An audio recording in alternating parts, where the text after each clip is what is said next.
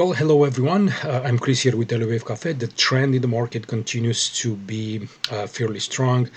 I was gone for about a week. I kept an eye on the markets. I didn't do any trend trading. I was down in Buenos Aires, and I kind of got back yesterday afternoon. I'm just kind of trying to get my bearings here, but there was a chance for this market to fall into some kind of a fourth wave and consolidation. It basically tried for about a week. It didn't have any continuation. We found bids, pretty strong bids appear at the 50-day moving average, and since then we've been turning around and rallying, making new all-time highs, very close to that 7,000 mark.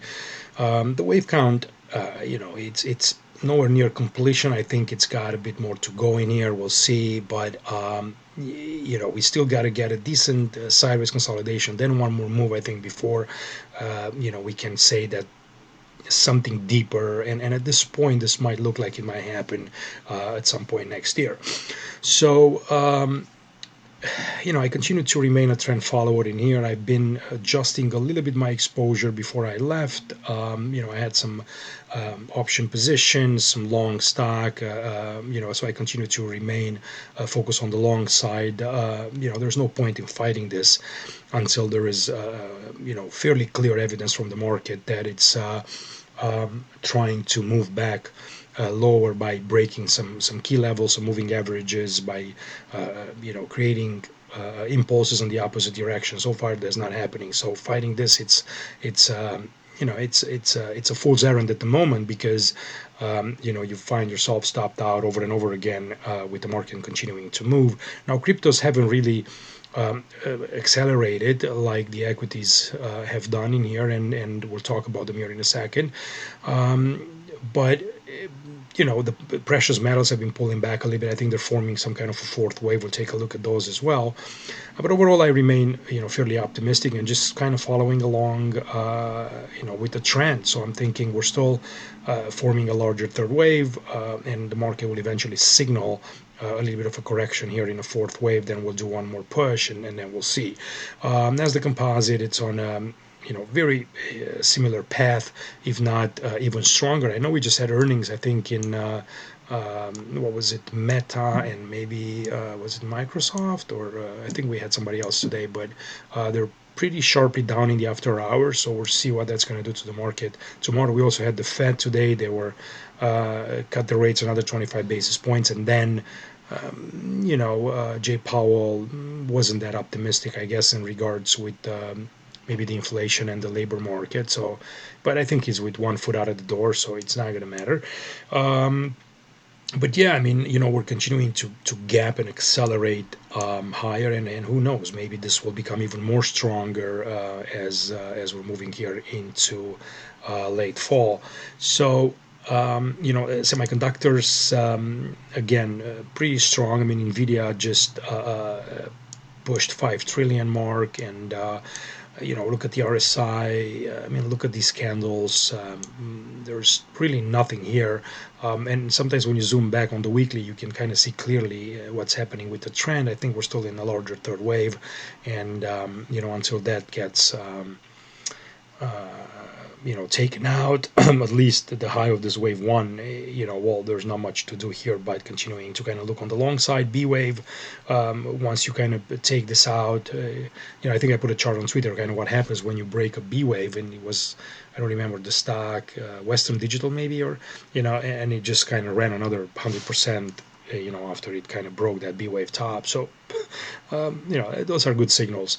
The Russell, it's still just kind of consolidating in here sideways, just a bit sloppy, but continuing to kind of trend above that 50-day moving average. So it looks good. RSI above 50. I got really no major complaints on it. And then gold and silver in here. I mean, we were talking about this 161.8 level. That's been hit up here. And I mean, I guess now we could probably try to put this. It's still a bit early, I would say, but we can just kind of assume that it wouldn't be a problem if some kind of a fourth wave would start to form next. So I guess maybe some kind of more neutral strategies with with options like butterflies and iron condor, stuff like that, could help in here, taking advantage of a fourth wave formation. And then, but I don't think this trend is done just yet. There's a couple of subdivisions still needed in here before gold can retreat a bit more, in my personal kind of opinion in here, the way I kind of read the chart. And it's a similar story for silver as well. I think we've gone, pretty close to that 261.8, and this candle in here, it's a little bit scary. But let's see how we close the week. Although I think this one is from last week. Oh no, this is a monthly chart. That's why. Okay, there you go. Was I on gold on the monthly? Let me double check. Well, I guess I was. Yeah.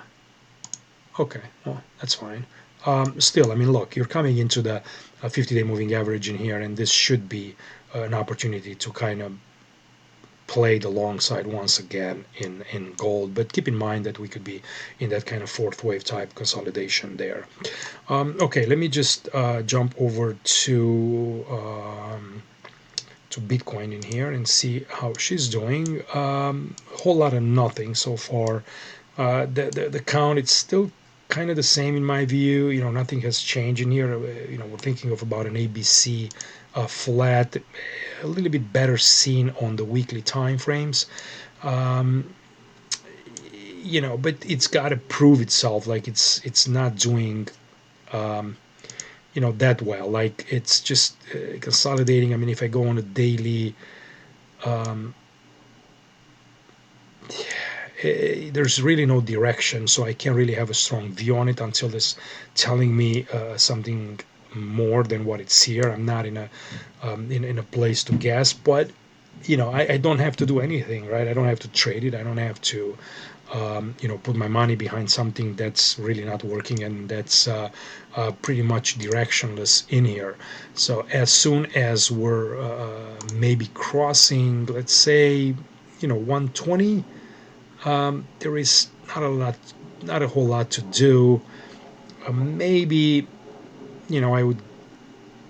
No, I don't think so. I don't think that even after above 116, maybe above 120, I would start to kind of get more excited about long Bitcoin. But until that happens, really no. And then if you start to lose 104, and then if you start to lose 102, I mean, look, you've been basically, this has been a beautiful trend in here that's been holding this. We can call it 50-week, 52-week moving average, what have you, 200-day. I mean, it's been just a kind of perfect flexible trend line, over the past couple of years in here, and it's just um, been tested and it held, and now we're just kind of moving sideways. I like the sideways move. I like that we're tight in here, that we're not losing it. But I'm still concerned a little bit about this upside failure. So again, I'm between bullish and bearish. I'm basically neutral. Right here, I do like the RSI here at 50. I like a moving average combined with the 50 RSI. Usually those are good opportunities, but the market needs to break before I can kind of more seriously get behind it. Until that happens, there is not much to do in here, just continuing to wait. And again, in terms of the wave count, if you want to see it a little bit on a bigger scale, uh, I don't dislike this formation in here, and I'm labeling it for right now as a wave 2. Even if it wants to come a bit lower, I guess it's fine. I just wouldn't want it to get too deep. Um, let's see if we can do. I mean, we've gone 38.2. If you're looking at I don't even know if I have. Yeah, the 61.8 comes at about 90,600. Uh, but really, by the time that happens, I think a lot of things can break, and but again, that would be the next important level. You would be just a little bit under this moving average, which is about 100,000. So maybe there could be a quick push up there if something goes wrong, and then a recovery. But again, these are all just kind of speculations. So I'll continue to kind of wait for my signals, and let me just quickly take a look right here and see how things look. So um, one more time, I want to see Bitcoin. Uh, you know, Sometimes you just kind of like to flip between the charts, but really nothing extraordinarily kind of jumps out at me over here. And then if I'm going up here into the S&P, I mean, it's just looking pretty decent. And NDX, look, you gotta come back and break below these levels with a pretty heavy conviction, right? That's the that's the bottom line. So I mean, look at the volume also into this kind of big breakout, right? So that's encouraging. All right, guys, I'm gonna leave it at that. I'm a bit rusty. I haven't done videos here in in about 10 days or so. So I'm trying to kind of get back into it. And thanks for watching as always. I will see you next time. Bye.